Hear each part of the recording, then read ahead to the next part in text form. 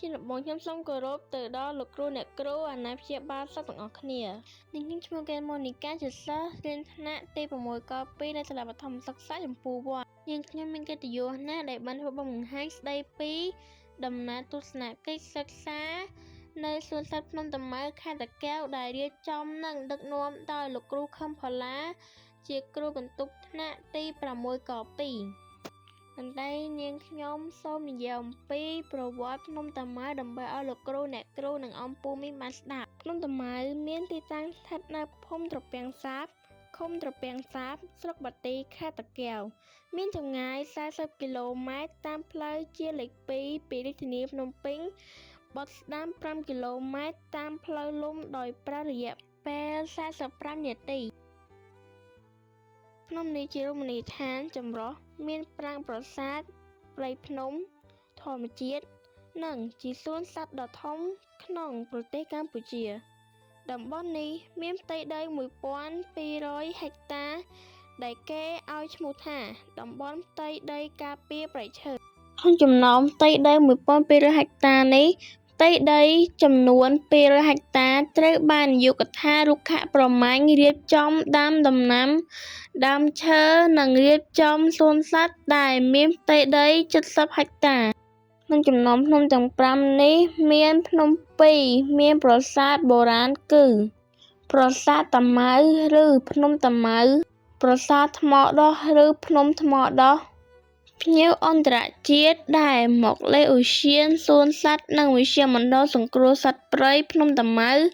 មិនដែលរំលងទស្សនាសត្វកម្រ6ប្រភេទមានដូចជាពស់ថ្លាន់ក្រពើខ្លាដំរីនិងខ្លាឃ្មុំមូលហេតុដែលនាំឲ្យសត្វទាំងនោះក្លាយជាសត្វពេញនិយមជាងគេត្រូវបានលោកកុយតង់អនុប្រធានគ្រប់គ្រងឧទ្យានសួនសត្វភ្នំតាម៉ៅនិងវិទ្យាមណ្ឌលសង្គ្រោះសត្វព្រៃប្រាប់ថាដោយសត្វ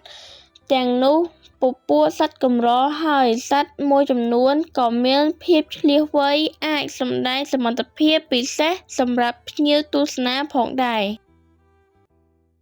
នេះគឺជាកម្រងសកម្មភាពដែលពួកយើងបានមកដល់ភ្នំតាម៉ៅដោយសុវត្ថិភាពនៅទីនោះមានទេសភាពស្រស់ស្អាតខ្លាំងណាស់មានព្រៃឈើបៃតងខៀវខ្ចី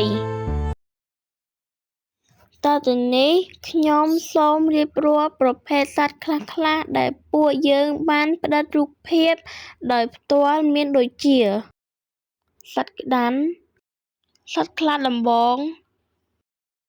សត្វខ្ទីងយ៉ាងធំសត្វតូចដែលកម្រសត្វខ្លារខិន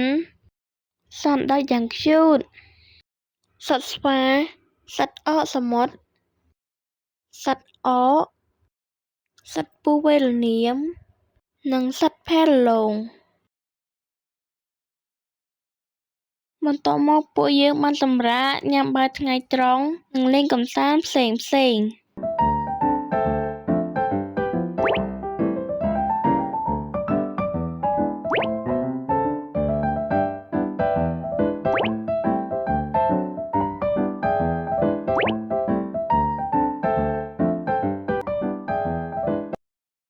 រួចមកពួកយើងនិងលោកគ្រូបងបានធ្វើដំណើរមកសាលាយ៉ាងសុវត្ថិភាពជាចុងក្រោយខ្ញុំសូមអរគុណទៅដល់លោកគ្រូនិងអ៊ំពូមីងដែលបានទស្សនាវីដេអូនេះពីដើមរហូតដល់ចប់និងសូមជូនពរឲ្យលោកគ្រូអ្នកគ្រូនិងអ៊ំពូមីងទទួលបានសេចក្តីសុខសុភមង្គលក្នុងគ្រួសារនិងសូមឲ្យសុខភាពល្អទាំងអស់គ្នាសូមអរគុណ